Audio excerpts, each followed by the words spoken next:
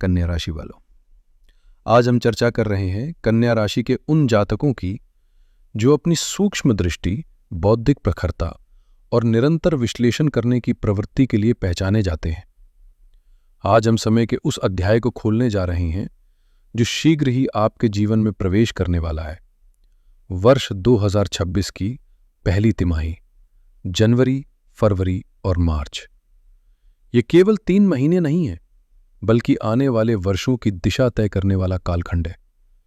जो संकेत प्राप्त हो रहे हैं वे सामान्य नहीं है।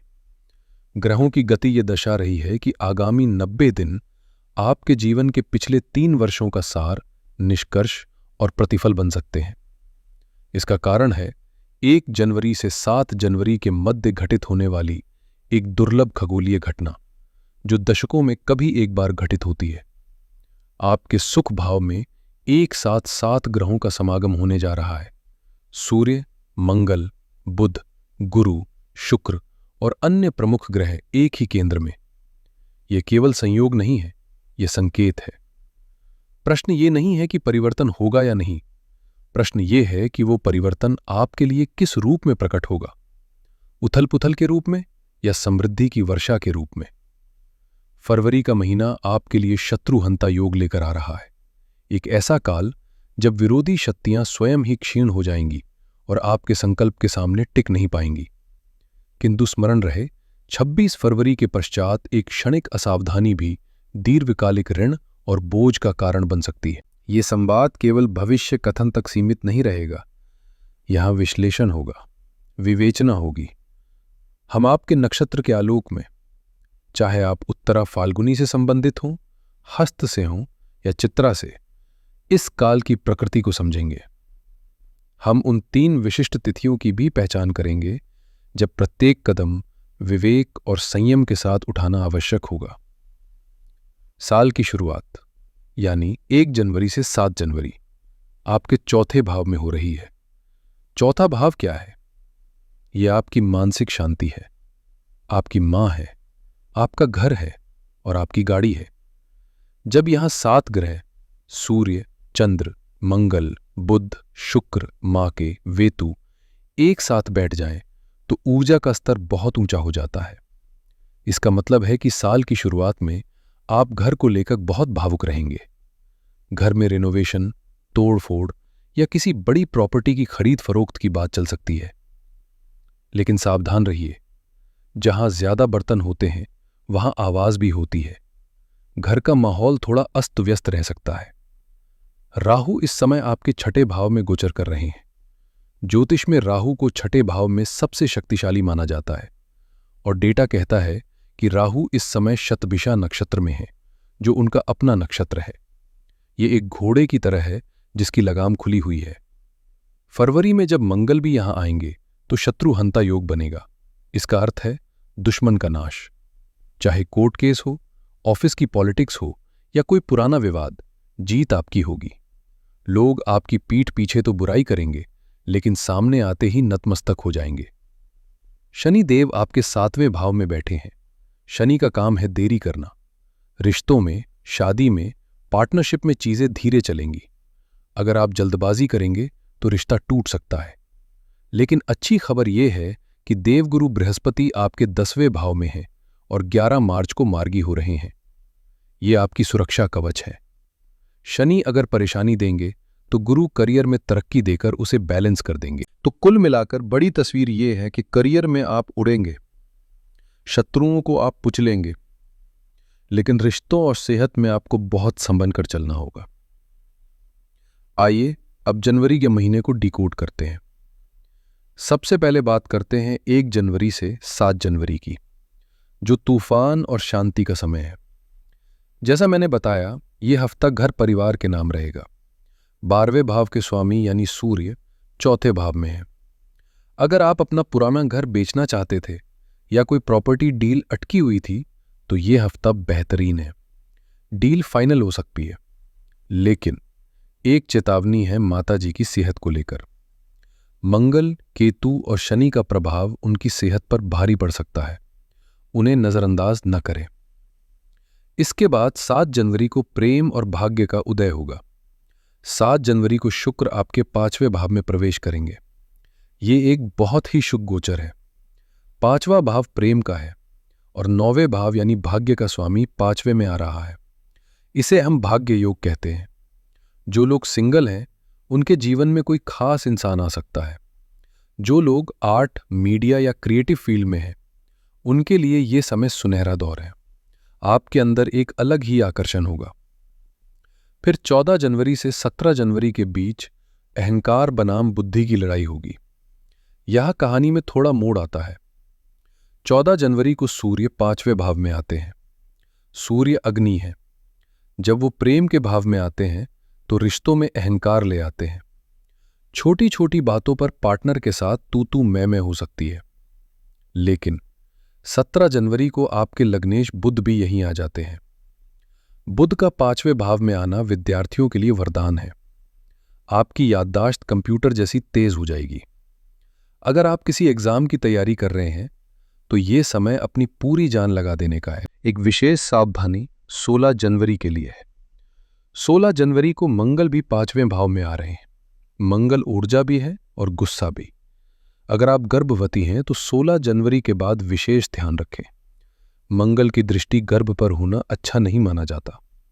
शेयर मार्केट या सट्टेबाजी से अचानक धन लाभ के योग बन रहे हैं लेकिन लालच में आकर बड़ा रिस्क ना ले, क्योंकि मंगल जल्दबाजी में नुकसान भी करा सकता है।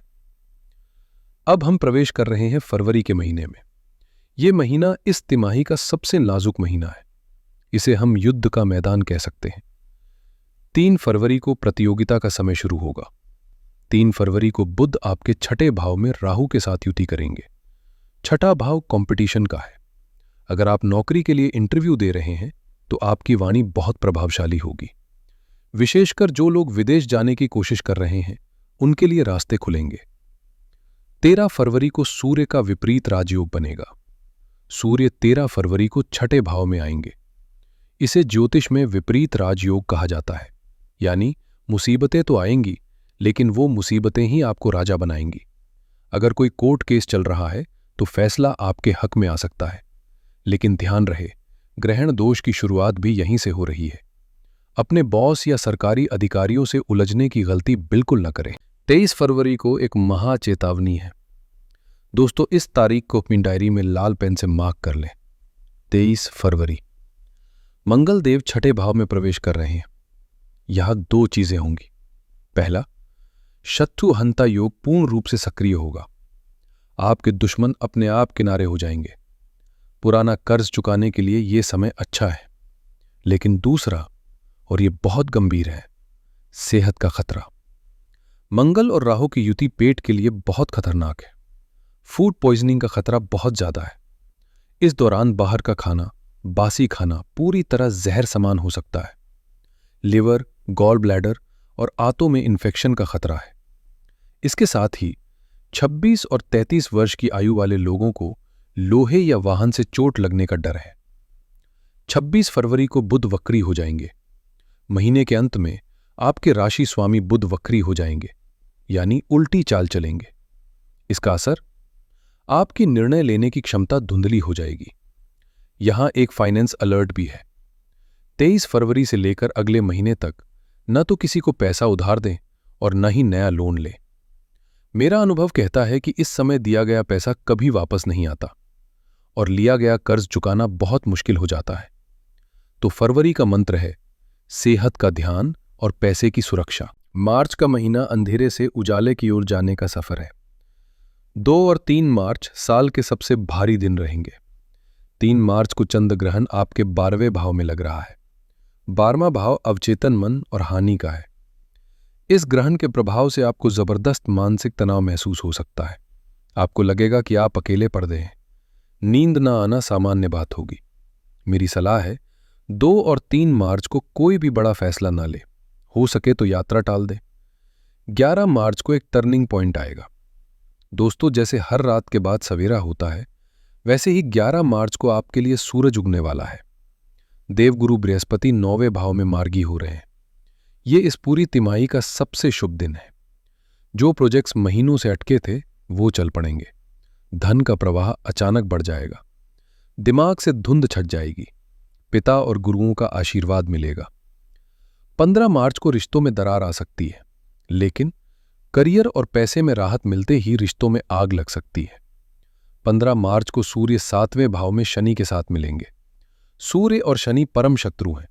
ये युति अलगाव बनाती है। पति पत्नी के बीच अहंकार का टकराव चरम पर होगा। छोटी सी बात पर बात तलाक या अलगाव तक पहुंच सकती है।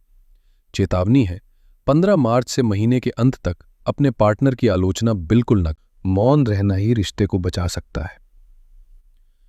21 मार्च को जब बुध मार्गी होंगे, तब जाकर स्वास्थ्य में और समझ में सुधार आना शुरू हो जाएगा।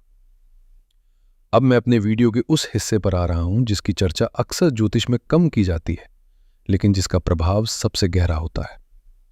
मैं बात कर रहा हूं हमारी माताओं और बहनों की, हमारी गृहिणियों की। अगर आप एक हाउसवाइफ है तो 2026 की ये पहली तिमाही आपके लिए एक भावनाओं का उतार चढ़ाव रहने वाली है। डेटा क्या कहता है, जरा ध्यान से सुनिए। जनवरी में काम का बोझ और अनसुना महसूस करना एक समस्या रहेगी।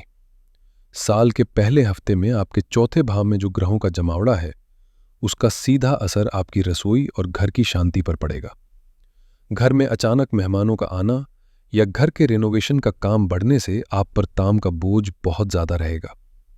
साथ ही 7वें भाव में बैठे शनि आपको ये महसूस करा सकते हैं कि मैं सबके लिए इतना करती हूं लेकिन कोई मेरी कद्र नहीं करता। पति का व्यवहार थोड़ा रूखा या व्यस्त रह सकता है। मेरी सलाह है, इस समय अपने सम्मान की लड़ाई ना लड़े। ये ग्रहों का खेल है। जनवरी के अंत तक चीजें सामान्य हो जाएंगी। फरवरी में नौकर चाकर की समस्या आ सकती है। यह बहुत ही स्पेसिफिक भविष्यवाणी है। राहु आपके छठे भाव में है। ज्योतिष में छठा भाव सेवकों का होता है। फरवरी के महीने में, विशेषकर 3 फरवरी के बाद, आपकी मेड या घर के हेल्पर आपको धोखा दे सकते हैं, अचानक काम छोड़ सकते हैं या उनके साथ आपका बड़ा झगड़ा हो सकता है। चेतावनी, इस दौरान अपने गहने या कीमती सामान इधर उधर न छोड़ें। चोरी का डर या भरोसेमंद व्यक्ति द्वारा विश्वासघात के योग बन रहे हैं। स्वास्थ्य को लेकर भी सचेत रहें। गृहिणियों की एक आदत होती है, सबको खिलाने के बाद बचा हुआ खाना खुद खा लेना। फरवरी और मार्च में जब मंगल छठे भाव में होंगे तो ये आदत आपको हॉस्पिटल पहुंचा सकती है। फूड पॉइजनिंग और हार्मोनल असंतुलन के प्रबल योग हैं। कृपया अपने लिए भी ताज़ा खाना बनाएं और अपनी सेहत को सबसे आखिरी में न रखें। मार्च में अपनी पहचान बनाने का समय आएगा, लेकिन सब कुछ बुरा नहीं है। 11 मार्च को जब गुरु आपके करियर भाव में मार्गी होंगे तो ये उन हाउसवाइफ्स के लिए सुनहरा मौका है जो घर से कुछ करना चाहती हैं। अगर आप टिफिन सर्विस, बुटीक, ट्यूशन या ऑनलाइन रीसेलिंग का काम शुरू करना चाहती हैं तो 11 मार्च के बाद का समय राजयोग जैसा है। आपकी छोटी सी शुरुआत को परिवार का पूरा सपोर्ट मिलेगा और यह भविष्य में बड़ा बिजनेस बन सकता है। अंतिम सलाह, 15 मार्च के आसपास जब सूर्य और शनि की युति हो तो घर में क्लेश से बचें। अगर पति गुस्से में है तो जवाब न दे। उस समय की शांति पूरे साल के रिश्ते को बचा लेगी। उपाय के तौर पर रसोई में काम करते समय मन ही मन ओम अन्नपूर्णा देव्यै नमः का जाप करें। घर में बरकत और शांति बनी रहेगी। अब हम वीडियो के उस हिस्से में हैं जो बहुत कम लोग बताते हैं। आपकी व्यक्तिगत भविष्यवाणी आपके नक्षत्र के अनुसार। कन्या राशि में 3 नक्षत्र आते हैं। देखिए आप किस में आते हैं। अगर आप उत्तरा फाल्गुनी नक्षत्र के हैं तो साल की शुरुआत में आपको वित्तीय तनाव महसूस होगा।